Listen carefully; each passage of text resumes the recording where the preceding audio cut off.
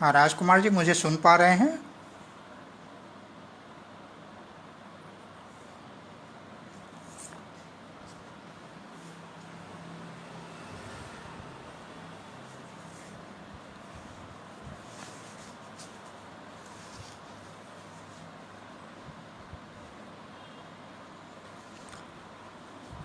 संस्कृत शौर्य समूह के समस्त प्रतिभागियों का हार्दिक स्वागत है। यथा पूर्वमस्माभिः सिंहावलोकनं क्रियते स्म, तथैव अद्यापि सिंहावलोकनं पूर्वं क्रियते। तदनन्तरं तावत् अग्रिमः पाठः।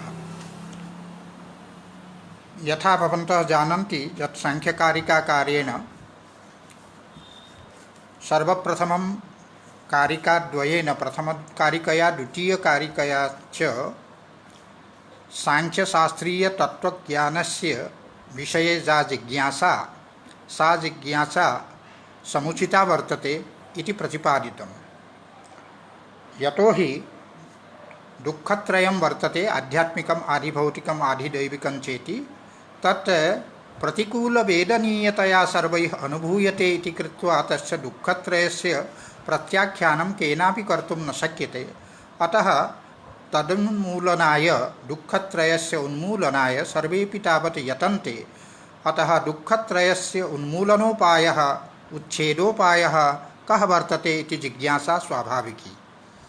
दृष्टेन उपायेन तस्याः जिज्ञासायाः उपशमः न भवति। यतोहि यः दृष्टः उपायः सः ऐकान्तिकः, आत्यन्तिकस्य उपायः नास्ति। किंच द्वितीयकारिकया इदमपि प्रतिपादितं यत् आनुश्रविकः उपायः अर्थात् वैदिकः कर्मकलापरूपः उपायः सोऽपि दृष्टतुल्य एव वर्तते। अर्थात् सोऽपि ऐकान्तिकः, आत्यन्तिकः उपायः नास्ति। तेनापि दुःखत्रयस्य ऐकान्तिकम्, आत्यन्तिकम् उन्मूलनं न सम्भवति इति कृत्वा सांख्यशास्त्रीयं यत् तत्त्वज्ञानं वर्तते, व्यक्ताव्यक्त विज्ञान रूपम अर्थात विवेक ज्ञान रूपम जद वर्तते, स एव उपायः तावत् ऐकान्तिकः, आत्यन्तिकस्य उपायः अस्ति इति कृत्वा सांख्यशास्त्रीय तत्त्वज्ञान विषयिनी जिज्ञासा या वर्तते सा उचिता वर्तते इति कारिकाद्वयेन तत्र प्रतिपादितम्। अतएव सांख्यशास्त्रम् आरम्भनीयम् इत्यपि तावत् तया कारिकया तावत् प्रतिपादितम्। तदनन्तरं सांख्यशास्त्रे यानि पंचविंशतितत्त्वानि सन्ति तेषां चतुर्धा विभाजनं कृतम्। एकं केवलं प्रकृतिरूपम् अर्थात् कारणरूपं, षोडशतत्त्वानि तावत् कार्यरूपाणि, विकृतिरूपाणि, सप्ततत्त्वानि तावत् अपेक्षाबुद्ध्या प्रकृतिविकृतिरूपाणि अर्थात् कारणरूपाणि अपि कार्यरूपाणि अपि। एकं तत्त्वं यद् वर्तते पुरुषतत्त्वं, तत् न तु प्रकृतिरूपं न विकृतिरूपम् अर्थात् न कस्यापि कारणं न वा कस्यापि कार्यम्। तत्प्रतिपादनानन्तरम् एतत् तावत् पंचविंशतितत्त्वानि यानि सन्ति तानि पंचविंशतितत्त्वानि तावत् सांख्यशास्त्रस्य प्रमेयानि सन्ति। प्रमेयस्य सिद्धिः यतोहि प्रमाणेनैव सम्भवति, अतः प्रमाणानां विवेचनं कृतं। तत्र इदं प्रथमतया तावत् प्रमाणम् इति पदस्य निर्वचनेनैव प्रमाणसामान्यस्य लक्षणं प्रस्तुतम्। अतः तत्त्वकौमुदीकारेण उक्तं प्रमाणमिति समाख्या। समाख्या अर्थात् यौगिकः शब्दः, प्रकृतिप्रत्यय व्युत्पत्त्या एव तावत् यस्य अर्थबोधः भवति स तावत् यौगिकः शब्दः भवति। प्रमाणमपि यौगिकः शब्दः। अतः प्रमीयते अनेन इति यत् निर्वचनं वर्तते प्रमाणशब्दस्य, तन्निर्वचनमेव प्रमाणलक्षणमस्ति। प्रमाणं च तावत् लक्ष्यं वर्तते। तदनन्तरं प्रमाणभेदाः दृष्टम्, अनुमानम्, आप्तवचनं चेति त्रीणि प्रमाणानि तावत् सांख्यैः स्वीक्रियन्ते इति तत्रैव उक्तम्। तदनन्तरं प्रमाणविशेषस्य स्वरूपम् अग्रिमकारिकायां पञ्चम्यां कारिकायां प्रतिपादितं। तत्र दृष्टप्रमाणस्य स्वरूपं प्रतिपादितं प्रतिविषयाध्यवसाय इति। अर्थात् अर्थसन्निकृष्टं, प्रतिविषयम् इति पदस्य अर्थ अर्थसन्निकृष्टम् इन्द्रियम्, अर्थसन्निकृष्टम् इन्द्रियम् आश्रित्य यः बुद्धेः व्यापारः, बुद्धेः वृत्तिः, सा वृत्तिस्तावत् प्रत्यक्षप्रमाणमिति उच्यते, दृष्टप्रमाणमिति उच्यते। किंच लिंगलिंगीपूर्वकम् अनुमानं भवति अर्थात व्याप्य व्यापक भाव ज्ञानपूर्वकं, किंतु केवलं व्याप्य व्यापक भाव ज्ञानपूर्वकम् अनुमानं न भवति। तत्र व्याप्यस्य पक्षधर्मता अपेक्ष्यते। अतः सः अर्थः यथा स्यात् तदर्थम् आचार्य वाचस्पतिमिश्रेण तत्त्वकौमुद्यां लिङ्गिपदस्य आवृत्तिः कृता। तेन च लिङ्गं च लिङ्गि च इति लिङ्गिनी, लिङ्गं च लिङ्गिनी च इति तत् लिङ्गलिङ्गिनी, तत्पूर्वकं लिङ्गलिङ्गिपूर्वकम् इति समासः तत्र आश्रितः। तेन द्वितीयलिङ्गिपदेन लिङ्गम् अस्य अस्ति इत्यर्थे प्राप्ते पक्षधर्मता ज्ञानमपि प्राप्तं भवति। अतः व्याप्यव्यापकभाव पक्षधर्मता ज्ञानपूर्वकम् अनुमानं भवति इति अनुमानलक्षणं तत्र प्रस्तुतं। तदनन्तरम् अनुमानस्य त्रैविध्यं पूर्ववत् शेषवत् सामान्यतो दृष्टं चेति त्रिविधम् अनुमानं तावत् वर्तते इति प्रतिपादितं। ततः पूर्वं तावत् बीटम् अबीटं चेति तत्र बीटम् अनुमानं तद्भवति यत्र अन्वयसहचारस्य प्राधान्यं भवति। अन्वयमुखेन प्रवर्तमानं यत् अनुमानं तत् बीटम् अनुमानं। यत्र व्यतिरेकसहचारस्य तावत् प्राधान्यं भवति तत्तावत् शेषवद् अनुमानम् इति तावत् अबीटं शेषवद् अनुमानमित्यपि कथ्यते, परिशेषानुमानमित्यपि कथ्यते। तत्र बीटम् अनुमानं तत्तावत् द्वेधा भवति। पूर्ववद् अनुमानं सामान्यतो दृष्टम् अनुमानं चेति। तत्र पूर्ववतः लक्षणं कृतं दृष्टस्वलक्षणसामान्यविषयं, किञ्च सामान्यतो दृष्टस्य लक्षणं कृतम् अदृष्टस्वलक्षणसामान्यविषयमिति। एवं तावत् पूर्ववत् शेषवत् सामान्यतो दृष्टं चेति तावत् त्रिविधम् अनुमानं वर्तते इति सांख्यतत्त्वकौमुदीकारेण तत्र तावत् विशदं सर्वं निरूपितम्।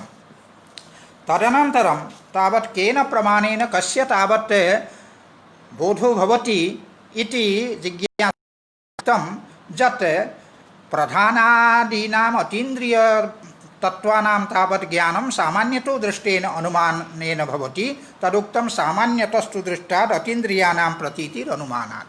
किञ्च सामान्यतो दृष्टेन अनुमानेन किञ्चिच्च शेषवद् अनुमानेनापि यस्य परोक्षतत्त्वस्य बोधः न सम्भवति तस्य बोधः तावत् आप्तागमात् भवति, अर्थात् आप्तवचनप्रमाणेन भवति इति तत्र प्रतिपादितं।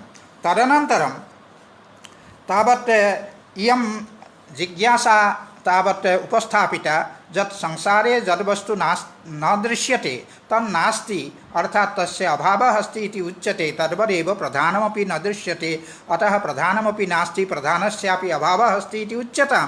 तत्र उक्तं न केवलं तावत् अदर्शनमात्रेण कस्यचित् वस्तुनः सर्वथा अभावः अस्ति इति अस्माभिः वक्तुं शक्यते।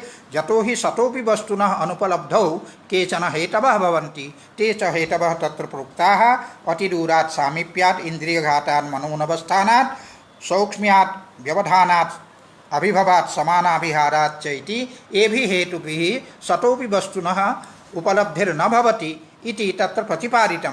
तत्र सौक्ष्म्यात् इति यः हेतुः वर्तते तेन हेतुना एव प्रधानस्य अनुपलब्धिर्भवति। यतो हि प्रधानम् अत्यन्तं सूक्ष्मं वर्तते, अतः तत्र प्रत्यक्षयोग्यता नास्ति इति कृत्वा तस्य अतिसूक्ष्मत्वात् तावत् प्रधानस्य प्रत्यक्षं न भवति इति तत्र प्रतिपादितं। किञ्च कथं प्रधानं तम कार्यतस्तदुपलभ्ये महदादि यत् कार्यं वर्तते तत् कार्यं दृष्ट्वा तस्य प्रधानस्य तत्कारणस्य प्रधानस्य अनुमानं क्रियते। अतः अनुमानेन तस्य प्रधानस्य ज्ञानं भवति। कार्यलिङ्गकेन अनुमानेन, यतो हि तत्र महदादि कार्यमेव लिङ्गम् अर्थात् हेतुः अनुमापकं वर्तते। अतः महदादि यत् कार्यं वर्तते तत् कार्यरूपेण लिङ्गेन तावत् तस्य प्रधानस्य अव्यक्तस्य प्रकृतेः तावत् अनुमानं भवति इति तत्र उक्तं। तदनन्तरं कार्यलिङ्गकम् अनुमानं तदैव सम्भवति यदा कारणेन सह तस्य कार्यस्य कश्चन सम्बन्धः स्यात्। अतः कार्यकारणयोः सम्बन्धविषये तत्र चर्चा कृता। कार्यकारणयोः सम्बन्धविषये च दार्शनिकानां मतभेदो वर्तते। बौद्धानां मते असतः सत् जायते, अर्थात् बीजनाशानन्तरमेव अंकुरोत्पत्तिः भवति। किञ्च ये वेदान्तिनः सन्ति तेषां मते इदं यत् प्रपञ्चात्मकं जगद् वर्तते तत्तावत् ब्रह्मणः एव विवर्तरूपं वर्तते। किञ्च ये नैयायिकाः सन्ति तेषां मते सद्भ्यः परमाणुभ्यः एव असतः कार्यस्य अर्थात् तस्मिन् असतः कार्यस्य उत्पत्तिर्भवति इति नैयायिकानां मतं वर्तते। तर्हि एतस्मिन् पक्षत्रये एतस्मिन् तावत् मतत्रये प्रधानस्य अर्थात् प्रकृतेः सिद्धिः यतोहि न सम्भवति, अतएव सांख्यकारिकाकारेण तत्र सत्कार्यवादः समुपस्थापितः। सत्कार्यवादस्य अयम् अभिप्रायः यत् कार्यं सत् इति प्रतिज्ञावाक्यं, किन्तु तत्र एतावत् यदि प्रतिज्ञावाक्यं स्यात् तदा सिद्धसाधनदोषः कथञ्चित् नैयायिकैः उद्भाव्येत। अत एव तावत् आचार्यवाचस्पतिमिश्र महाभागेन तत्र उक्तं यत् कारणव्यापारात् प्रागपि इति शेषः, अर्थात् अत्र कारणव्यापारात् प्रागपि इत्यंशः योजनीयः। तेन किं भवति, कारणव्यापारात् प्रागपि कार्यं सत्, अर्थात् स्वकारणे कारणव्यापारात् ऊर्ध्वमिव कारणव्यापारात् प्रागपि कार्यं सद्भवति, विद्यमानं भवति। अयमेव तावत् सत्कार्यवादः सांख्यानां। तस्य सिद्धये तावत् तत्र हेतवः तत्र प्रोक्ताः। असदकरणात् उपादानग्रहणात् सर्वसम्भवाभावात् शक्तस्य शक्यकरणात् कारणभावात् सत्कार्यं तत्र कारणभावाच्च इति हेतोः अयमर्थः यत् कार्यकारणयोः तादात्म्यमस्ति। तत्र कार्यकारणयोः तादात्म्यं कथं भवति इति विषयेपि तत्र विशदम् आचार्यवाचस्पतिमिश्रेण तत्र प्रतिपादितं। तदनन्तरं तावत् यद् व्यक्तं तत्त्वं वर्तते, यच्च अव्यक्तं तत्त्वं वर्तते, यस्य पुरुषः वर्तते, एतेषु तावत् साधर्म्य वैधर्म विचारः कृतः। तत्र सर्वप्रथमं तावत् हेतुमद् अनित्यम् अव्यापि सक्रियम् अनेकम् आश्रितं लिङ्गं सावयवं परतन्त्रं व्यक्तं विपरीतम् अव्यक्तम् इति कारिकया तावत् व्यक्ताव्यक्तयोः वैधर्म्यं तावत् प्रतिपादितम्। व्यक्ताव्यक्तयोः वैधर्म्यम् अर्थात् व्यक्तं यदि हेतुमद् भवति, अव्यक्तं तावत् अहेतुमद् वर्तते, व्यक्तम् अनित्यं वर्तते, अव्यक्तं तावत् नित्यं वर्तते इति क्रमेण तत्र व्यक्तविपरीतम् अव्यक्तं भवति इति तया कारिकया साधितं। तदनन्तरं तावत् त्रिगुणम् अविवेकी विषयः सामान्यम् अचेतनं प्रसवधर्मी इति कारिकया व्यक्तप्रधानयोः साधर्म्यं किञ्च पुरुषात् तयोः वैधर्म्यं तावत् तत्र प्रतिपादितम्। व्यक्तं किंच अव्यक्तम उभयमपि त्रिगुणं भवति, अविवेकी भवति, विषयः भवति, सामान्यं भवति, अचेतनं भवति, प्रसवधर्मी अर्थात् परिणामी भवति इति तत्र उक्तम्। एतद् विपरीतं यः पुमान् वर्तते, पुरुषः वर्तते, स तावत् अत्रिगुणः वर्तते, विवेकी वर्तते, अविषयः वर्तते, असामान्यः वर्तते, चेतनः वर्तते, अप्रसवधर्मी अर्थात् अपरिणामी वर्तते इति पुरुषस्य स्वरूपमपि तत्र प्रतिपादितम्। तदनन्तरं तावत् तत्र त्रिगुणम् अविवेकी विषयः आगतं। तर्हि जिज्ञासा भवति के ते त्रयो गुणाः इति। तदर्थं तावत् गुणानां प्रतिपादनं कृतं। प्रीत्यप्रीति विषादात्मकाः प्रकाशप्रवृत्तिनियमार्थाः अन्योन्याभिभवाश्रय जनन मिथुन वृत्तयश्च गुणाः। अत्र कारिकायां तावत् प्रथमं प्रीत्यप्रीति विषादात्मकाः इति गुणानां स्वरूपं। गुणाः प्रीत्यप्रीति विषादात्मकाः अर्थात् सुखदुःखमोहात्मकाः। सत्वगुणः तावत् प्रीत्यात्मकः सुखात्मकः, रजोगुणः तावत् अप्रीत्यात्मकः अर्थात् दुःखात्मकः, तमोगुणः तावत् विषादात्मकः मोहात्मकः तावत् वर्तते इति तावत् गुणानां स्वरूपं प्रीत्यप्रीति विषादात्मकाः इत्यनेन तावत् गुणानां स्वरूपं प्रतिपादितं। किंच तदनन्तरं प्रकाशप्रवृत्तिनियमार्थाः इत्यंशेन गुणानाम् अर्थः अर्थात् प्रयोजनं तावत् प्रयोजनानि तावत् तत्र उक्तानि। सत्वगुणस्य प्रयोजनम् अस्ति प्रकाशनं, रजोगुणस्य प्रयोजनं वर्तते प्रवृत्तिः, किंच तमोगुणस्य प्रयोजनं वर्तते नियमनं। तदनन्तरं तावत् गुणानां याः वृत्तयः ताः वृत्तयः उक्ताः। गुणाः तावत् अन्योन्या भववृत्तयः भवन्ति, अन्योन्यम् अभिभवन्ति गुणाः परस्परं, किंच अन्योन्याश्रयवृत्तयः भवन्ति, अन्योन्यजननवृत्तयः भवन्ति, अन्योन्यमिथुनवृत्तयः भवन्ति इति तावत् गुणानां वृत्तयः तावत् अन्ते उक्ताः। तदनन्तरं तत्र अस्यां कारिकायां तु गुणानां नामानि नोक्तानि। तदनन्तरं या कारिका वर्तते सत्वं लघुप्रकाशकम् इष्टम् उपस्तम्भकं चलं च रजः इति कारिकायां गुणानां नामानि उक्तानि। तेनैव क्रमेण तावत् प्रीत्यप्रीतिविषादात्मकाः इति यः अंशः, प्रकाशप्रवृत्तिनियमार्थाः इति यः अंशः, तयोः अंशयोः तावत् अर्थः तावत् अस्माभिः कर्तव्यः। तर्हि सत्वं लघु भवति, प्रकाशकं भवति, रजोगुणः भवति, स तावत् उपस्तम्भकः भवति, चलः भवति, किञ्च तमोगुणः भवति, किञ्च आवरकः भवति इति तत्र प्रतिपादितं। किञ्च गुणाः परस्परविरोधशीलाः अपि प्रदीपवत् तावत् अर्थवशात् कार्यं कुर्वन्ति, मिलित्वा कार्यं कुर्वन्ति इति तत्रैव उक्तं प्रदीपवत् चार्थतो वृत्तिः। यथा प्रदीपे तावत् वर्तिः तत्र त्रयाणामपि परस्परविरोधः वर्तते, परस्पर विरुद्धाः अपि मिलित्वा तत्र यथा अर्थप्रकाशनरूपं कार्यं तावत् साधयन्ति, तथैव तावत् गुणाः अपि पुरुषार्थः कर्तव्यः। पुरुषस्य तावत् भोगः अपवर्गश्चेति यत् प्रयोजनद्वयं, तत् प्रयोजनद्वयं तावत् साधनीयम् इति कृत्वा गुणाः अपि परस्परं विरुद्धाः सन्तः अपि ते मिलित्वा तावत् कार्यं कुर्वन्ति इति तत्र उक्तं प्रदीपवत् चार्थतो वृत्तिः इति। तदनन्तरम् उक्तं यत् अविवेक्यादे सिद्धि त्रैगुण्यात् तद्विपर्ययाभावात्, यत्र प्रधानादिषु यत् अविवेकित्वादिकं तस्य सिद्धिः कथं भवति इति जिज्ञासायाम् उक्तं त्रैगुण्यात्।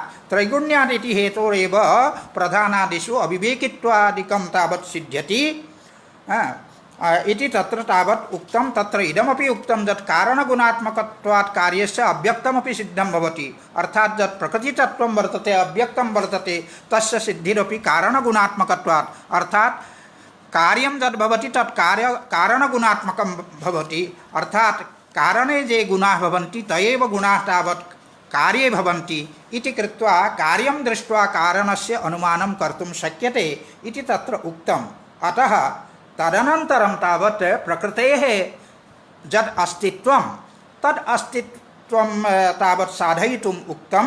भेदानां परिमाणात् समन्वयात् शक्तितः प्रवृत्तेश्च कार्यकारण विभागात् अविभागात् वैश्वरूप्यस्य कारणम् अस्त्यव्यक्तम्। यहाँ से हम पुनः हिंदी में पढ़ेंगे। कल सामान्य रूप से हमने कारिका का अर्थ बतलाया था, पुनः उसको बतलाते हुए हम आगे इसकी सांख्य तत्व कौमुदी की जो व्याख्या है उसको पढ़ेंगे। तो भेदानाम का तात्पर्य है महदादि कार्यानाम, जो महदादि कार्य है उनका जो कारण है, कारण वो कौन है, तो कहते अव्यक्तम प्रधानम अस्ति, ये प्रतिज्ञा वाक्य है। और इस प्रतिज्ञा में हेतु जो हैं वो है कारण कार्य विभागात। कल हमने बताया था कि अर्थक क्रम से कारिका की व्याख्या करनी चाहिए, इसीलिए आचार्य वाचस्पति मिश्र ने अर्थक क्रम से ही कारिका की व्याख्या की है, पाठक क्रम से नहीं। अर्थक क्रम से व्याख्या जब हम करेंगे तो यहाँ से हम करेंगे कारण कार्य विभागात, अर्थात जो जब सृष्टि होती है तब जो परम अव्यक्त है अर्थात प्रधान है, प्रकृति है, उससे महत्तत्व से लेकर के पृथ्वी पर्यंत ये जो कार्य है उस कार्य का आविर्भाव होता है, उसका विभाग होता है, अर्थात आविर्भाव होता है। और इसके विपरीत प्रलय काल में वैश्वरूप्य से अभिभागात, जो विश्वरूप ये जो जगत आपको दिख रहा है, कार्य दिख रहा है, ये अविभक्त हो जाता है अपने कारण में, और अंत में समस्त कार्यों का जो तिरोभाव है वो महत में जाकर होता है, और महत्तत्व का जिसमें तिरोभाव होता है वह तत्व जो है अव्यक्त तत्व है, प्रकृति तत्व है, इस प्रकार से सिद्ध होता है। इसलिए कहा वैश्वरूप्य से अभिभागात। और तीसरा जो हेतु है शक्तितः प्रवृत्ते है। शक्तितः प्रवृत्ते का तात्पर्य है कि कारण में विद्यमान जो शक्ति है उसी से कार्य की प्रवृत्ति होती है, अर्थात कार्य का प्रादुर्भाव होता है, कार्य का आविर्भाव होता है। वो शक्ति क्या है? शक्ति वो कार्य की जो अव्यक्त रूपा शक्ति है वही जो है कारण है, उसके अतिरिक्त कोई कारण नहीं है। अतः कार्य जो है, कार्य का जो कारण है वो अव्यक्त है, प्रधान है, प्रकृति है, ये सिद्ध होती है। इसके बाद ये होता है कि परिमाणात, अर्थात परिमाणात का तात्पर्य अव्यापक होने के कारण, अर्थात जो महदादि है, महत्तत्व आदि है, ये परिमित है, अव्यापक है, व्यापक नहीं है। इसलिए ये जो अव्यापक महदादि तत्व है उसका जो कारण है वो व्यापक प्रकृति है। इस रूप से उस प्रकृति की सिद्धि होती है। आगे वाला हेतु है समन्वयात्, अर्थात सुख दुख मोहात्मक ये जो समान रूप से सर्वत्र पाया जाता है, समस्त तत्वों में सुख दुख मोहात्मकता पाई जाती है, इसलिए इन सब तत्वों में ये समान रूपता ही वो समन्वय है। तो इनका जो समन्वय है, इनका जो कारण होगा, सभी में सुख दुख मोहात्मकता पाई जाती है। अतः ये सुख दुख मोहात्मक जो तत्व है उसका जो मूल कारण होगा वो भी सुख दुख मोहात्मक ही होगा। इस प्रकार से उस प्रकृति की सिद्धि होती है। तो इस प्रकार ये प्रकृति की सिद्धि में ये हेतु बतलाए गए हैं। अब इनको इसके आगे जो प्रकृति के दो प्रकार की प्रकृति की प्रवृत्ति होती है, एक प्रलयावस्था की प्रवृत्ति और एक सृष्टि की अवस्था की प्रवृत्ति, उन दो प्रवृत्तियों को आगे वाले कारिका के अंश में बताया जाएगा। प्रवर्तते त्रिगुणतः समुदयाच्च परिणामतः सलिलवत् प्रतिप्रतिगुणाश्रय विशेषात्। इस अंश की व्याख्या हम आगे आचार्य वाचस्पति मिश्र के तत्वकौमुदी के साथ आगे करेंगे। फिलहाल हम आचार्य वाचस्पति मिश्र की जो व्याख्या है उसको हम सरसरी निगाह से पहले देखते हैं। पहला जो हेतु है उसको देखते हैं। तो भेदानाम का अर्थ किया, भेदानाम माने विशेषानाम, महदादीनाम, भूम्यंतानाम, कार्यानाम। कल जैसा कि मैंने बताया था, विद्यन्ते अर्थात परस्परम व्यावृत्ता प्रतीयन्ते इति भेदाः।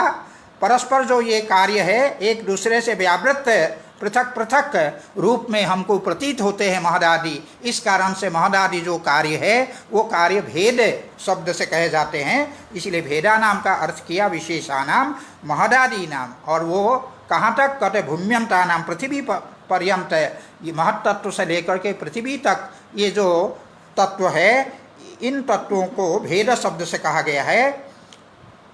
और इनका जो मूल कारण है, कार्यानाम कारणम माने मूल कारणम, कारणों का तात्पर्य इन समस्त कार्यों का जो मूल कारण है।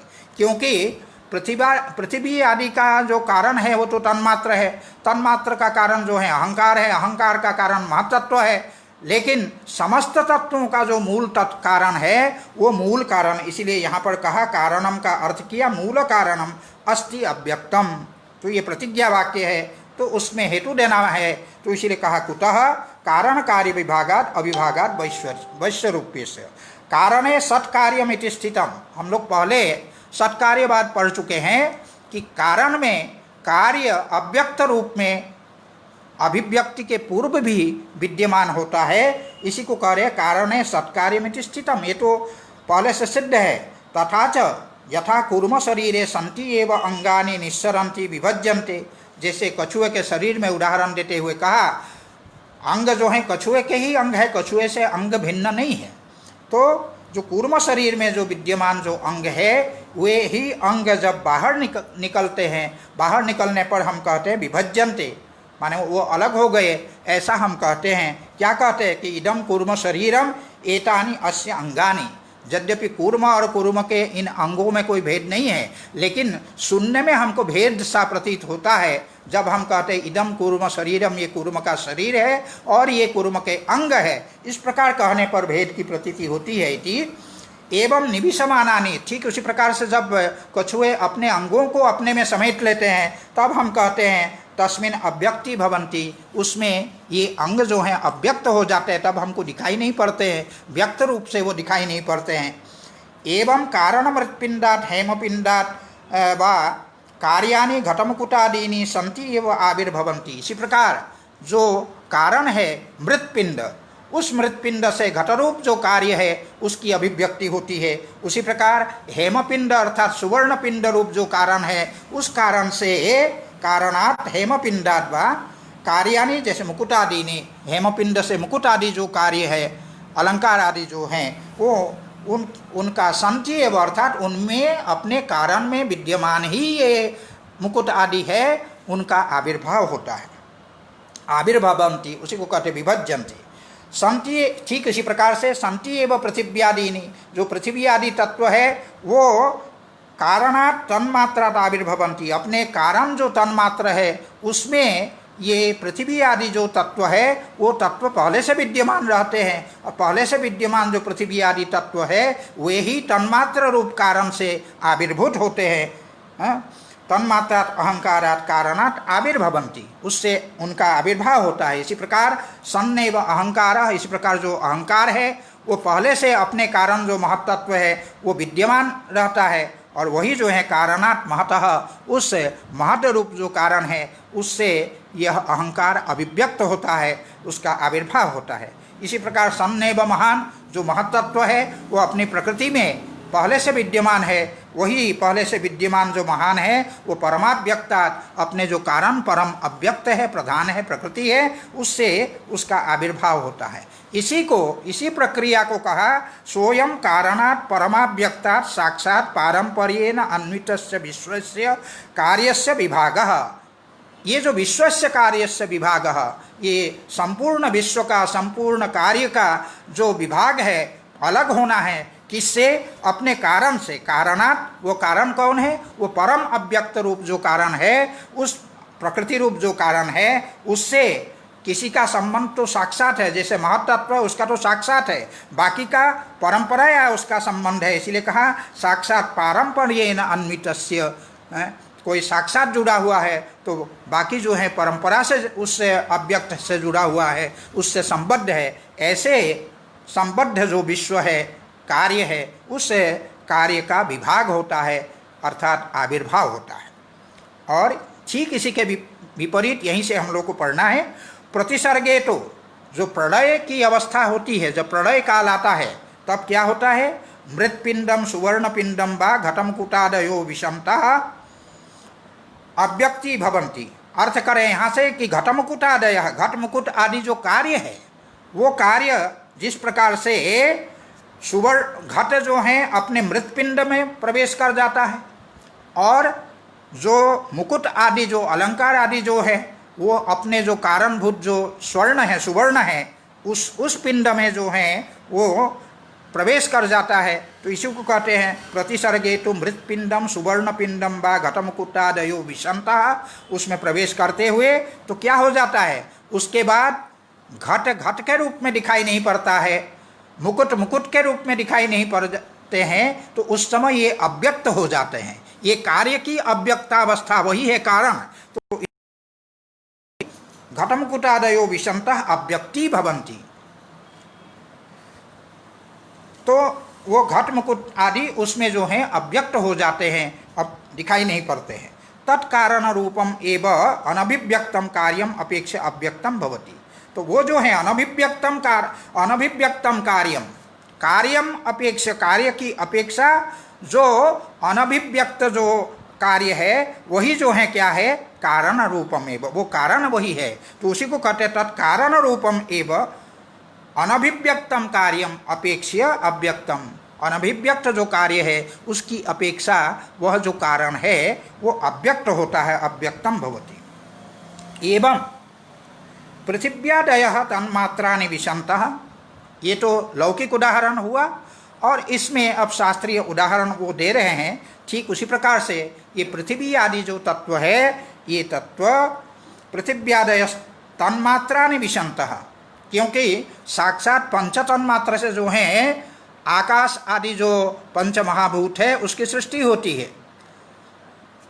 इसीलिए यहाँ पर कहते हैं कि प्रलय की अवस्था में उस सृष्टि के विपरीत ये जो पंच तन्मात्र है, उस पंच तन्मात्र में पृथ्वी आदि जो तत्व है वो प्रविष्ट कर जाते हैं। जैसे पृथ्वी तत्व जो है उसका मूल कारण है गंध तन्मात्र, तो गंध तन्मात्र में वह प्रविष्ट हो जाता है, और उसी प्रकार से जो जल है उसका रस तन्मात्र जो है कारण है, तो वो रस तन्मात्र में, उसी प्रकार जो अग्नि है वो रूप तन्मात्र में, और वायु जो है वो स्पर्श तन्मात्र में, आकाश शब्द तन्मात्र में। इसीलिए कहा कि पृथिव्यादयः, तो पृथ्वी आदि जो ये तत्व हुए, ये तत्व स्थूल से सूक्ष्म की ओर बढ़ेंगे तो इन तत्वों का जो तिरोभाव होता है वो किसमें होता है? अपने अपने कारण में। तो तन्मात्राणि विशन्तः, तो तन्मात्रों में ये प्रविष्ट होते हुए स्वापेक्षया तन्मात्राणि अपनी अपेक्षा, पृथ्वी आदि अपनी अपेक्षा उसका जो कारण है वो अव्यक्त है। कौन? तन्मात्र। उनको अव्यक्त बना देते हैं, अव्यक्त सिद्ध कर देते हैं। एवं तन्मात्राणि अहंकारम विशन्ति। उसी प्रकार जो ये पंच तन्मात्र है, शब्द स्पर्श रूप रस गंध, जो ये तन्मात्र है, तो ये तन्मात्र का भी जो कारण है वो कारण है अहंकार। तो उस अहंकार रूप जो कारण है, तन्मात्राणि अहंकारम विशन्ति, ये शत्रु प्रत्यांत प्रयोग है। विशन्ति, तन्मात्र जो है वो अहंकार में प्रविष्ट होते हुए अहंकारम अव्यक्तयन्ति, अपनी अपेक्षा उस अहंकार को अव्यक्त सिद्ध करते हैं। अर्थात तन्मात्र उसी में अव्यक्त अवस्था में चले गए हैं, उसके कारण में अव्यक्त अवस्था में चले गए, तो अहंकार उसकी अपेक्षा अव्यक्त हुआ। अहंकारम अव्यक्तयन्ति। और अंत में क्या है? एवं अहंकारो महांतम आविशन। जो अहंकार तत्व है वो महत तत्व में आविष्ट होते हुए, महत तत्व में प्रविष्ट होते हुए, महत तत्व में उसका तिरुभाव होते हुए वो क्या है? महांतम अव्यक्तयति, अपनी अपेक्षा उस महत तत्व जो है उसको अव्यक्त सिद्ध कर देते हैं। महान प्रकृतिम स्वकारणम विशन। और सबसे अंत में जो महत तत्व है, बुद्धि तत्व है, वो अपना जो कारण है, स्वकारणम प्रकृतिम, अपने कारणभूत तत्व जो प्रकृति है, उस प्रकृति में विशन, उसमें प्रविष्ट होते हुए, उसमें लय को प्राप्त करते हुए प्रकृतिम अव्यक्तयति, प्रकृति को अव्यक्त सिद्ध करते हैं। इस प्रकार से प्रकृतेस्तु न क्वचित निवेशः, उस प्रकृति का चूंकि और कोई कारण नहीं है, वो सबका मूल कारण है, इसकी चर्चा हम लोग पहले करके आए हैं। अगर उसका भी कोई मूल का अन्वेषण करने जाएंगे तो अनवस्था दोष आ जाएगा। तो इसीलिए मूल कारण प्रकृति को ही हम मानते हैं। तो वो प्रकृति जो सबका मूल कारण है, उसका चूंकि कोई और कारण नहीं है, इसीलिए कहा कि उसका प्रकृति का कहीं कोई निवेश है, प्रकृति का कहीं लय नहीं होता है। तो इति सा सर्व कार्यानाम अव्यक्तमेव। इसलिए समस्त कार्यों का मूलभूत जो अव्यक्त है वो अव्यक्त प्रकृति है। उसी को कहा सब सा सर्व कार्यानाम अव्यक्तम एव, समस्त कार्यों का वह अव्यक्त है, अव्यक्तावस्था है। सोयम अविभागः प्रकृतौ वैश्वरूप्यस्य नानारूपस्य कार्यस्य। तो यहाँ पर ये कहते हैं कि ये जो है अविभाग है, अर्थात मिल जाना है, तिरुभाव होना है। किसका? वैश्वरूप्यस्य माने नाना रूपस्य, विश्वरूपमेव वैश्वरूप्यम। स्वार्थिक जो है स्याय प्रत्यय है, कल हम लोगों ने बताया था। तो स्वार्थ में यहाँ पर स्याय प्रत्यय हुआ है, तो विश्वरूपमेव वैश्वरूप्यम। तो वैश्वरूपस्य का अर्थ है विश्वरूपस्य, अर्थात नाना रूपस्य कार्यस्य। नाना रूप जो यह कार्य है, इस कार्य का प्रकृति में जो है वो अविभाग होता है, प्रकृति में लय होता है। तो यही प्रलय अवस्था में समस्त कार्यों का लय प्रकृति में होता है। तो इसीलिए तस्मात् कारणे कार्यस्य सत एव विभागा विभागाभ्याम, क्योंकि हम सत्कार्यवादी है, तो कारण में पहले से जो विद्यमान कार्य है उसी का विभाग होता है, और उसी का उसमें प्रलय काल में अविभाग होता है। सृष्टि काल में उसी का कारण से कार्य के रूप में विभाग होता है, और प्रलय काल में उस कार्य का अपने कारण के रूप में अविभाग हो जाता है, उसमें तिरुभाव होता है, उसमें मिल जाना होता है, उसमें लय होता है। इसको हम ये कहते हैं। तो इसीलिए कहा तस्मात् कारणे कार्यस्य सत एव विभागा विभागाभ्याम। ये जो विभाग और अविभाग है, इसके द्वारा क्या सिद्ध होता है? अव्यक्तम कारणम अस्ति इति सिद्ध्यति। कारण सबका मूल कारण अव्यक्त है, ये सिद्ध हो जाता है। तो ये जो हेतु है कारण कार्य विभागात और अविभागात वैश्वरूप्य से कारण से प्रकृति की सिद्धि होती है, अव्यक्त की सिद्धि होती है। इतस्य अव्यक्तम अस्ति। और दूसरा भी हेतु है। दूसरा हेतु क्या है? इत्यत आह शक्तितः प्रवृत्तेश्च। शक्तितः प्रवृत्ते है, शक्तितः प्रवृत्ते का ही व्याख्यान करते हुए कहते हैं कारण शक्तितः कार्यम प्रवर्तते इति सिद्धम। कारण में विद्यमान जो शक्ति है उसी से कार्य की प्रवृत्ति होती है। कार्य की जो अभिव्यक्ति होती है कारणगत शक्ति से ही होती है। कारण में अगर उस कार्य को अभिव्यक्त करने की शक्ति न हो तो उससे कार्य की अभिव्यक्ति संभव नहीं है। जैसे बालू है, उस बालू में तेल को उत्पन्न करने की शक्ति नहीं है तो परिणामतः उससे तेल की अभिव्यक्ति नहीं होगी, लेकिन तिल में वो शक्ति है, इसीलिए तिल से तेल की अभिव्यक्ति होगी। इसीलिए कारणगता शक्ति जो है उसी शक्ति से कार्य की प्रवृत्ति होती है। इसी को कहा कारण शक्तितः कार्यम प्रवर्तते इति सिद्धम। और अशक्तात् कारणात्, इसके पूर्व हम लोग शक्तस्य शक्य कारणात् ये हेतु हम लोग पढ़ चुके हैं सत्कार्यवाद में, उसी को यहाँ कहते हैं अशक्तात् कारणात् कार्यस्य अनुपपत्ते है। जो कारण जिस कार्य को अभिव्यक्त करने में अशक्त है, असमर्थ है, उससे वो कार्य की उपपत्ति संभव नहीं है, कार्य की उत्पत्ति संभव नहीं है। इसीलिए कहा अशक्तात् कारणात् कार्यस्य अनुपपत्ते है। कार्य की उपपत्ति, कार्य की उत्पत्ति संभव नहीं है, कार्य का आविर्भाव संभव नहीं है। और शक्तिश्च कारणगता न कार्यस्य अव्यक्तत्वाद अन्या। जो कारण शक्तिश्च कारणगता, कारणगता शक्तिश्च, कारण में विद्यमान जो वह शक्ति है वह शक्ति कार्यस्य अव्यक्तत्वाद न अन्या। वो कार्य की अव्यक्तावस्था ही कारणगत शक्ति है। हम जैसे कहते हैं इस कारण में इस कार्य को अभिव्यक्त करने की शक्ति है, तो तात्पर्य क्या है कि कारण में जो वह शक्ति है वो कार्य की अव्यक्तावस्था है, अर्थात वह कार्य अव्यक्त अवस्था में उस कारण में विद्यमान है। यही अव्यक्त अवस्था में कार्य का कारण में विद्यमान होना ही कारण में उस कार्य को अभिव्यक्त करने की शक्ति का होना है। इसी को बता रहे हैं कि शक्तिश्च कारणगता न कार्यस्य अव्यक्तत्वाद अन्या। नहि सत्कार्य पक्षे कार्यस्य अव्यक्ततायाः अन्यस्यां शक्तौ प्रमाणमस्ति। जो हम सत्कार्यवादी हैं, हमारे मत में सत्कार्य पक्षे कार्य को जब हम कारण में सत मानते हैं, अपनी अभिव्यक्ति से कारण व्यापार से पूर्व भी हम कार्य को अपने कारण में सत मानते हैं, विद्यमान मानते हैं, इस पक्ष में कार्यस्य अव्यक्ततायाः अन्यस्यां शक्तौ, कार्य की जो अव्यक्तता है उससे कोई भिन्न शक्ति होती हो, इसमें कोई प्रमाण नहीं है। जो कारण में कार्य की अव्यक्तावस्था है वही कारणगत शक्ति है। इसीलिए कहा नहीं सत्कार्य पक्षे कार्यस्य अव्यक्तताया अन्यस्यां शक्तौ प्रमाणमस्ति। उससे भिन्न किसी शक्ति में कोई प्रमाण नहीं है।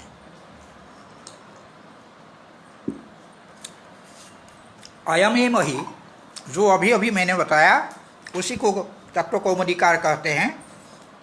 अयमेव ही सिकताभ्यस्तिलानां तैलोत्पादानानां भेदः जद एतेषु एव तैलमस्ति अनागतावस्थं न सिकतासु। यही जो है अयमेव ही सिकताभ्यस्तिलानां तैलोत्पादानानां, सिकता अर्थात जो बालू है और तेल के उपादान कारण जो तिल है, तैलोत्पादानानां तिलानां च अयमेव सिकताभ्यः भेदः। तेल का जो उपादान कारण तिल है उनका सिकता से अर्थात बालू से यही भेद है। क्या? जद एतेषु एव तैलमस्ति, एतेषु अर्थात तिलेषु एव तैलमस्ति, तिल में ही तेल है। किस रूप में है तो दिखता क्यों नहीं? कहते अनागतावस्थम, वो अभी अनागत अवस्था में है। अगर उसको आप कोल्हों में डालेंगे तो वो तेल निकल आएगा। तो इसीलिए कहा जद एतेषु एव तैलमस्ति अनागतावस्थम, अनागत अवस्था में वो विद्यमान है। न सिकतासु, बालू में वो तेल नहीं है। इति, यही दोनों का भेद है। अब आगे एक प्रश्न उठा रहे हैं। स्यादेतत् शक्तितः प्रवृत्ति ही कारण कार्य विभागा विभागौ च महत एव परमाव्यक्तत्वं साधयिष्यतः कृतं ततः परेण अव्यक्तेन। तो कहते हैं, ये प्रश्न उठाते हैं कि अभी तक आपने जो दो कारण बताया, एक तो पहले बताया कारण कार्य विभागात और अविभागात वैश्वरूप्य से। तो एक कारण हुआ कारण कार्य विभाग और अविभाग, और दूसरा कारण हुआ शक्तितः प्रवृत्ति है। ये दोनों ही जो कारण है वो महतः एव परमाव्यक्तत्वं साधयिष्यतः। जो महत्तत्व है वही परम अव्यक्त है, ऐसा ये दोनों कारण सिद्ध करेंगे। हाँ, कृतम ततः परेन अव्यक्तेन, उससे परे माने महत्तत्व से परे कोई अव्यक्त तत्व है, इसको मानने की कोई आवश्यकता नहीं है, वो व्यर्थ है उसको मानना। इसी बात को कहते हैं कृतम ततः परेन अव्यक्तेन। इस आशंका को मन में रखते हुए कारिकाकार ने कहा परिमाणात्, तीसरा हेतु दिया परिमाणात्। परिमाणात् का तात्पर्य है परिमितत्वात्। परिमितत्वात् माने अव्यापित्वात् इति यावत्, वो अव्यापक है, वो व्यापक नहीं है। महत्तत्व जो है वो अव्यापक है। हम लोग उस कारिका में पढ़ चुके हैं हेतुमद अनित्यम अव्यापी सक्रियम अनेकम आश्रितम लिंगम ये सावयवम परतंत्रम व्यक्तम। जो महत्तत्व से लेकर के पंच महाभूत तक जो ये 23 व्यक्त तत्व है वो कैसे है, उसमें वही कहा हेतुमद अनित्यम अव्यापी, वो अव्यापक है। उसी को यहाँ पर दोहराते हुए कहते हैं परिमाणात्, वो अव्यापक। परिमाणात् का ही अर्थ किया तत्वकौमुदीकार ने परिमितत्वात्, और उसी का विवरण प्रस्तुत किया अव्यापित्वादिति, अर्थात वो अव्यापक है, वो व्यापक नहीं है, अव्यापक तत्व है इति यावत्। तो क्या कहेंगे कि विवादाध्यासिता महदादि भेदा अव्यक्त कारणवन्तः परिमितत्वात् घटादिवत्। ये जो महदादि जो भेद है, जिनको भेद शब्द से कहा गया, माने जो परस्पर व्यावृत होते हैं, ऐसे जो महदादि भेद है ये कैसे है, अव्यक्त कारणवन्तः, अव्यक्त कारण वाले हैं। इनका जो कारण है वो अव्यक्त है। क्यों? क्योंकि ये सब परिमितत्व, ये सब अव्यापी है। जैसे घटादिवत, घट आदि जैसे परिमित है, घट आदि अव्यापक है, उसी प्रकार से महत्तत्व भी क्या है, अव्यापी है, अव्यापक है। इसीलिए वह इसका कारण नहीं हो सकता है। इसी को कहते हैं परिमितत्वात् घटादिवत। उसी का पुनः स्पष्टीकरण देते हैं कि घटादयो ही परिमिता मृदाद्यव्यक्त कारणकाः दृष्टाः। घट आदि जो है परिमित है, अर्थात वो अव्यापक है। तो ऐसे जो अव्यापक घट आदि है कार्य, उसका जो कारण है वो कौन है, मिट्टी है। तो ऐसा जो मृदा आदि अव्यक्त कारणकाः, वो अव्यक्त जो है उसमें कारण है। मृत्तिका में घट अव्यक्त रूप में विद्यमान रहता है, तो उसमें जो घट की जो अव्यक्तावस्था है वही अव्यक्तावस्था मिट्टी में विद्यमान जो घट की अव्यक्तावस्था है वही घट का कारण है। इसी को कहते हैं मृदाद्यव्यक्त कारणकाः दृष्टाः। उक्तमेतत् यथा कार्यस्य अव्यक्तावस्था कारणमेव इति। इस बात को पहले हम स्पष्ट करते हुए आए हैं कि उक्तम एतत्, ये कहा गया है पहले ही, यथा कार्यस्य अव्यक्तावस्था कारणमेव, कार्य की जो अव्यक्तावस्था है वो कारण ही है। इति जन महतः कारणम तत्परमाव्यक्तम। इसीलिए महत्तत्व का जो कारण है वही कारण अव्यक्त है, परम अव्यक्त है, वही प्रकृति है, वही प्रधान है।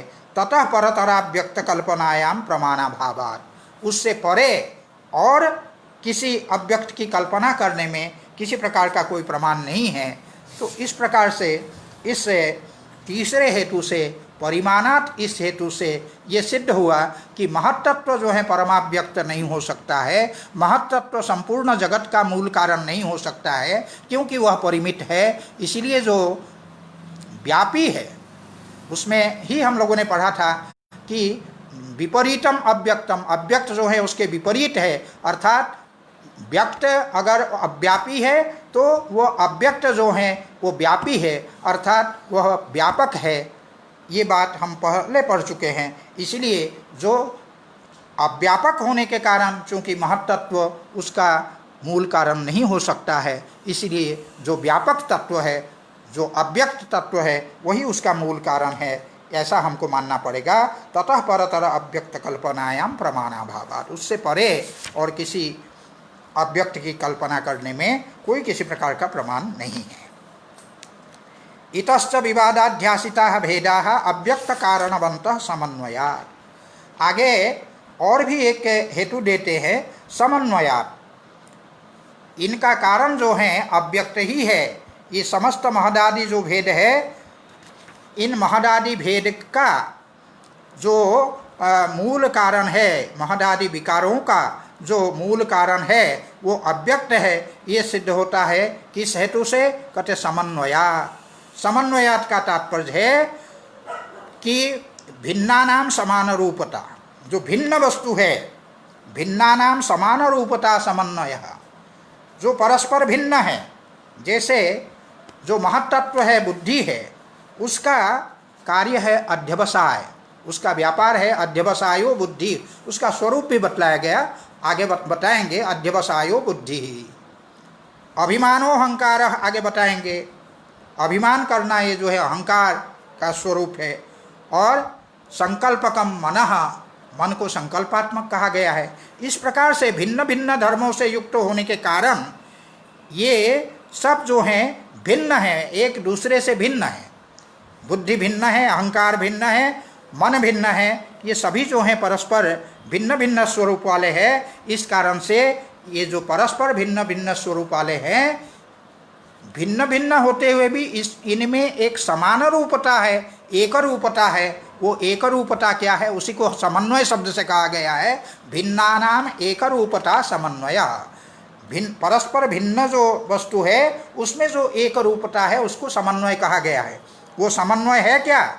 इनकी जो सुख दुख मोहात्मकता है वही समन्वय है, वही जो है समान रूपता है। उसी को आगे स्पष्ट करते हुए कहते हैं भिन्ना नाम समान रूपता समन्वय सुख दुख मोह समन्विता ही बुद्ध्यादय अध्यवसाया।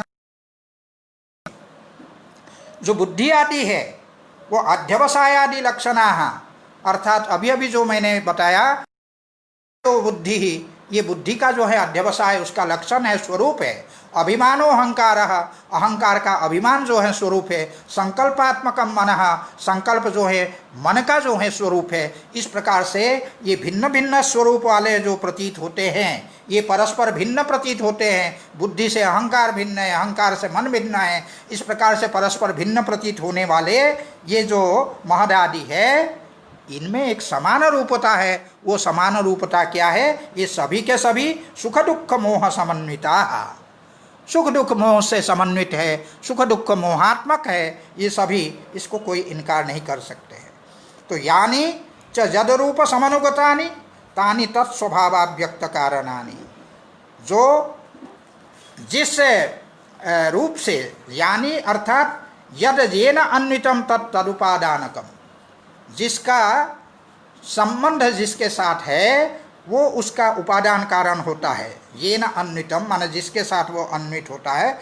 यानी यद रूप समनुगतानि, जिस रूप के साथ समनुगत है, जिस रूप के साथ उसका संबंध है, तानि तत्स्वभावा व्यक्त कारणानि, वे जो हैं उसके जो अव्यक्त जो कारण है जिसका स्वभाव उसी के जैसे है, समान है। अर्थात सुख दुख मोहात्मक जो महदादि जो कार्य है उस वह सब उसी के जैसे रूप वाले से समनुगत होंगे, उसी के जैसे स्वभाव वाले से समनुगत होंगे, उसी के जैसे स्वभाव वाले के स्वभाव वाला जो होगा वही उसका कारण होगा। उसी को कहते हैं यानी च यद रूप समनुगतानि तानि तत्स्वभावाव्यक्त कारणानि, वे सब ऐसे कारण से व्यक्त होते हैं जो वैसा ही स्वभाव उसमें हो, अर्थात सुख दुख मोह जिसमें स्वभाव हो, ऐसे अव्यक्त अवस्था में सुख दुख मोह जिसमें विद्यमान हो वही इनका कारण होगा। तो इसीलिए कहा यानी च जद्रूप समनुगतानि तानि त्वत्स्वभावा व्यक्त कारणानि, उस स्वभाव वाले अव्यक्त कारण वाले ये महदादि होंगे। यथा मृद हेम पिंड समनुगता घटमुकुटादय, मृत्तिका का जो संबंध है, जो घट का जो संबंध है वो मृत्तिका के साथ है, मुकुट का जो संबंध है वो हेमपिंड के साथ है। इसीलिए घट मुकुटादय मृत हेमपिंड समनुगता। घट मुकुट आदि जो हैं मृतपिंड और हेमपिंड के साथ अनुगत है, अर्थात मृतपिंड के साथ घट का संबंध है और सुवर्ण पिंड के साथ है मुकुट का संबंध है, ये देखा गया है। इसीलिए मृत हेम पिंडा व्यक्त कारण का, ये जो है मृतिका रूप, जो मृतिका जिसमें अव्यक्त रूप में घट रहता है, और हेमपिंड अर्थात सुवर्ण पिंड जिसमें अव्यक्त रूप में मुकुट रहता है। इसीलिए ये हेमपिंड, मृतपिंड और हेमपिंड घट और मुकुट आदि के कारण होते हैं। इसी को कहा कि घट मुकुटादय, घट मुकुट आदि मृत हेमपिंडा व्यक्त कारण का इति। तो इससे भी क्या सिद्ध होता है कि कारणम अस्ति अव्यक्तम भेदानाम इति सिद्धम। इसीलिए ये परस्पर भिन्न जो दिखाई पड़ते हैं महदादि, इन समस्त महदादि कार्यों का जो कारण है वो अव्यक्त है, यह इसके द्वारा भी सिद्ध होता है। तो इस प्रकार से यहाँ तक अव्यक्त की सिद्धि की गई है। अव्यक्त की सिद्धि के पश्चात अव्यक्तम साधयित्वा अस्य प्रवृत्ति प्रकारम आहो। अव्यक्त की सिद्धि करने के पश्चात इसके जो प्रवृत्ति का प्रकार है उस प्रवृत्ति के प्रकार को बतलाते हैं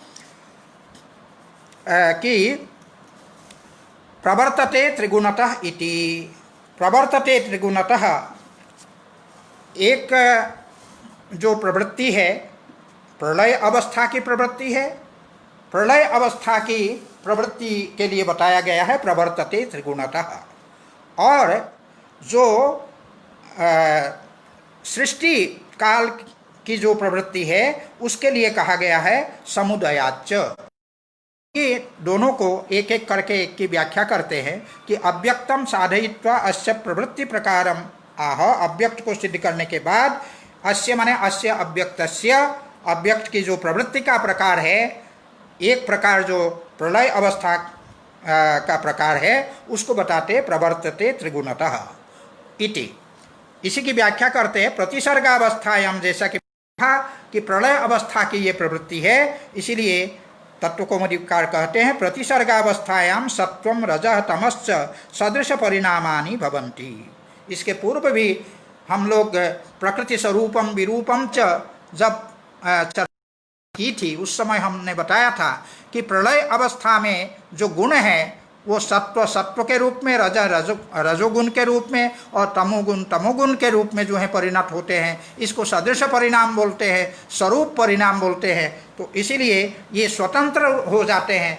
ये तीनों गुण उस समय तो स्वतंत्र होकर के सत्व रूप में, रजोगुण के रूप में, तमोगुण के रूप में परिणत होता रहता है। ये प्रलय अवस्था की स्थिति है। इसी को स्वरूप परिणाम गुणों का कहा जाता है। इसी को बताते हैं प्रतिसर्गावस्थायाम अर्थात प्रलयावस्थायाम सत्वम रजस्तमश्च सदृश परिणामानि। सत्वगुण, रजोगुण और तमोगुण सदृश परिणाम वाले होते हैं। क्यों होते हैं? उस समय परिणाम को मानना क्यों जरूरी है? तो कहते हैं परिणाम स्वभावा ही गुणाः। ये गुणों का ये स्वभाव है। कभी कोई स्वभाव का त्याग नहीं कर पाता है। हमारे यहाँ कहा गया है स्वभावो मूढ़निवर्तते, तो स्वभाव का त्याग नहीं कर पाता है। तो इसीलिए यहाँ पर कहते हैं परिणाम स्वभावा ही गुणाः। गुणों का ये स्वभाव है कि निरंतर उसमें परिणाम होता रहता है। तो न अपरिणम्य क्षणमपि अवतिष्ठन्ते, वो एक क्षण भी बिना परिणाम के रह नहीं सकते ये गुण, चूँकि उसका यह स्वभाव है।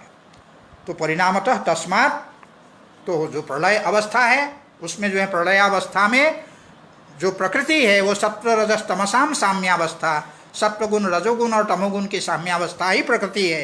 तो उस प्रलय अवस्था में सत्वम सत्वरूपतया, सत्वगुण जो है अपने सत्वरूप में, तमस तमोरूपतया, रजोरूपतया तमस तमोरूपतया प्रतिसर्गावस्थायाम अपि प्रवर्तते। इसलिए जो प्रतिसर्ग की अवस्था है भी परिणाम होता है, वह परिणाम स्वरूप परिणाम है। सत्व के रूप में, रजोगुण के रूप में और तमोगुण के रूप में परिणत होता रहता है। तो यही जो है सदृश परिणाम है। इस सदृश परिणाम को ही कहा गया है तदिदम उक्तम त्रिगुणतः इति। और इसके बाद जो सृष्टि का समय है, सृष्टि के समय में गुणों का जो परिणाम है वो कैसे होता है, उसको होते हैं प्रवृत्त्यंतरम आह। प्रवृत्त्यंतरम माने अन्या प्रवृत्ति प्रवृत्त्यंतरम, दूसरी जो प्रवृत्ति है सृष्टि काल की जो प्रवृत्ति है गुणों की, वो किस प्रकार की होती है, उसको कहते हैं समुदयाच, माने परस्पर सम्मिश्रण, परस्पर मिलजुल करके ये गुणों की प्रवृत्ति होती है। और उसी को दूसरे शब्द में कहा समेत्य उदय समुदय समवाय। समेत्य उदय माने एक दूसरे से सम्मिश्रित रूप में ये इनका आविर्भाव ये होता है तीनों, इसी को समवाय शब्द से भी कहा गया है। यहाँ ध्यान देने की बात है कि यहाँ जो समवाय है वो परस्पर सम्मिश्रण रूप समवाय है। जो तार्किकों का जो संबंध विशेष समवाय संबंध है वो अर्थ यहाँ नहीं लेना है, यहाँ अर्थ लेना है समवाय का सम्मिश्रण रूप समवाय। तो इस प्रकार परस्पर एक दूसरे से मिलते हुए, परस्पर एक दूसरे से मिलजुल करके ये गुण जो हैं उस समय प्रवृत्त होते हैं सृष्टि के समय। तो समुदयश्च गुणानाम न गुण प्रधान भावम अंतरेण संभवति। और जो ये मिलजुल करके काम करना है, इनमें ऐसा नहीं हो सकता कि तीनों गुण समान रहे और ये कार्य करें, वो संभव नहीं है। ये समुदाय संभव नहीं है, मिलजुल करके काम करना उस रूप में संभव नहीं है जब तक कोई एक गुण प्रधान ना हो और बाकी दो गुण जो हैं अप्रधान ना हो, गौण ना हो। उसी को कहते हैं समुदयस्य गुणानाम गुण प्रधान भावम अंतरेण न संभवति। ये समुदाय जो है मिलजुल करके कार्य करना जो है वो गुणों का जब तक गुण प्रधान भाव नहीं होगा, एक गुण जब तक प्रधान नहीं होगा, दूसरे दो गुण जब तक अप्रधान नहीं होंगे, तब तक यह संभव नहीं है। इसीलिए इसको कहा समुदयश्च गुणानाम न गुण प्रधान भावम अंतरेण संभवति। और ये जो गुण प्रधान भाव है ये भी कब संभव होगा, वो जब इनमें परस्पर वैषम्य होगा। उसी को कहते न स गुण प्रधान भावो वैषम्यम बिना। गुणों में जब तक विषमता नहीं होगी, एक दूसरे में जब विषमता नहीं होगी तब तक जो है, विषमता होने का मतलब समस्थिति में जब हो तब तो जो है वो विषमता, एक गुण प्रधान हो जाए दो गुण दुर्बल हो जाए तो उसको हम कहेंगे उसकी विषमता। तो ये विषमता जब तक ना हो तब तक गुण प्रधान भाव संभव नहीं है। इसीलिए कहा गुण प्रधान न च गुण प्रधान भावो वैषम्यम बिना। विषमता के बिना गुण प्रधान भाव संभव नहीं है।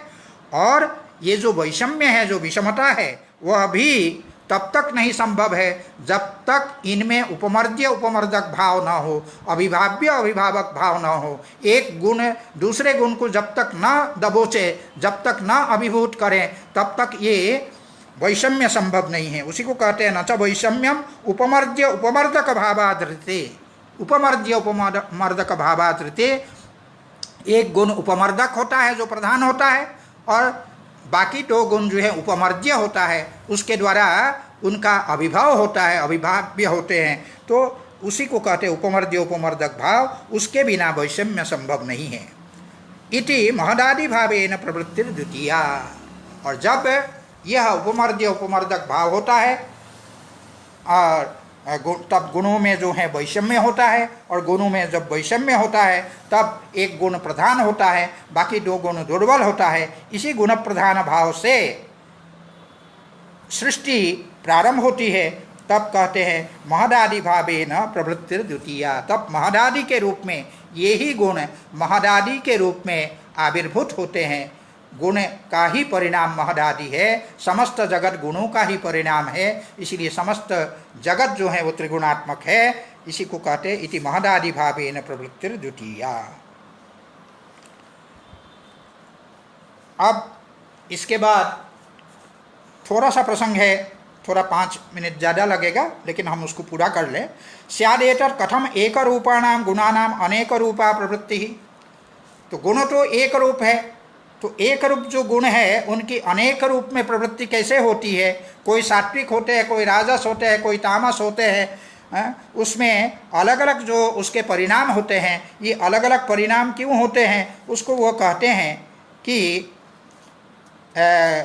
इसका उत्तर देते हुए कहते हैं परिणामतः सलिलवत, जल की भांति, जल की तरह परिणामों के द्वारा। तो जल की तरह परिणामों के द्वारा इसी को व्याख्यायित करते आगे, यथा ही वारिद विमुक्तम उदकम एक रसमपि। वारिद अर्थात जो मेघ है उससे अलग हुआ जो जल है, उदक है, जल है, वह एक रसमपि, वो तो एक रस है। मेघ से गिरा हुआ जो जल है वो तो एक रस है। अगर हम वाराणसी में जो जल है उसको अगर चखेंगे और इलाहाबाद में जो जल है, वारिद जल, मेघ से छूटा हुआ जो जल है, उसको अगर चखेंगे, दोनों का रस एक ही है। लेकिन ऐस एक रस होते हुए भी एक रसमपि तत्तद भू विकारान आसाद्य। पृथ्वी के जो विकार है, पृथ्वी के विकार जैसे नारियल का वृक्ष है और ताल वृक्ष है और करेला का वृक्ष, ताली वृक्ष है, बिल्लो का वृक्ष है, चिरबिल्लो का वृक्ष है। इस प्रकार भिन्न भिन्न जो वृक्ष है, उन भिन्न भिन्न वृक्षों में जब यही रस गिरता है, जो है रस के रूप में वो परिणत हो जाता है, वही रस। इसी को कहते हैं यथा ही वारिद विमुक्तम उदकम एक रसमपि तत्तद भू विकारान आसाद्य। तत्तद पृथ्वी के जो विकार है उनको प्राप्त करते हुए नारिकेल, ताल, ताली, बिल्व, चिरबिल्व, तिंडुक, आमलक, प्राचीनामलक, कपित्थ फल रसतया। नारियल का, नारियल में जो वो जल गिरेगा उसका रस जो है वो क्या होगा, मधुर होगा। और ताल वृक्ष में, और फिर उसके बाद जैसे ताली उस करेले को कहते हैं, तो करेले में जो गिरेगा वो कड़वा होगा। और फिर बिल्व, बेल में जो गिरेगा उसका रस भिन्न होगा। चिरबिल्व ये भी एक फल का प्रकार है बिल्व का ही, तो उसमें गिरेगा तो उसका रस भिन्न होगा। तिंडुक अर्थात जो इमली है उसमें अगर गिरेगा तो उसमें खट्टा होगा वही रस। जो नारियल में गिर करके मधुर होता है वही इमली में गिर करके वही रस जो है खट्टा होता है। फिर आंवला में गिरता है, उसमें कसैलापन होता है आंवला में, आमलक में। और उसी प्रकार प्राचीन आमलक है और कपित्थ अर्थात जो कैथ है उसमें गिरता है। तो इन सबों में गिर करके भिन्न भिन्न रस के रूप में परिणत हो जाता है। इसीलिए फल रसतया परिणमन मधुर अम्ल लवण, ये सब अलग अलग इसके रस है। किसी में मधुर रस की अभिव्यक्ति होती है, किसी में अम्ल रस की, खट्टेपन की जो है अभिव्यक्ति होती है, और किसी में जो है लवण रस की अभिव्यक्ति होती है, किसी में तिक्त रस की अभिव्यक्ति होती है, किसी में कषाय और किसी में कटु, ये सब होता है। इसी को कहते हैं कि मधुर अम्ल लवण तिक्त कषाय कटुतया विकल्पते। ये सब विकल्प के रूप में वही एक रस से भिन्न भिन्न रस के रूप में परिणत होते हैं। एवं एकैक गुण समुद्भवात्, एक एक गुण से जो उत्पन्न होते हुए भी प्रधानम गुणमाश्रित्य, जो एक जो प्रधान गुण है, दो अप्रधान गुण है, तो उनमें जो प्रधान गुण है उसका आश्रयन करते हुए अप्रधान गुणाः, जो अप्रधान गुण हैं वे परिणाम भेदान प्रवर्तयन्ति, परिणाम भेद को निर्मित करते हैं, परिणाम भेद को उत्पन्न करते हैं। तदिदम उक्तम प्रतिप्रति गुणाश्रय विशेषात, इसी को प्रतिप्रति गुणाश्रय विशेषात इस कारिकांश के द्वारा बताया गया। माने एक एक गुणाश्रय न जो विशेष तस्मात्, एक एक गुण का आश्रयन करने से जो भेद, विशेष का तात्पर्य जो अलग अलग भेद होते हैं, उस भेद के कारण ये नाना रूप में ये गुण परिणत होते हैं। यही इसका अभिप्राय है। इसके बाद फिर पुरुष की सिद्धि हम लोग कल करेंगे। धन्यवाद।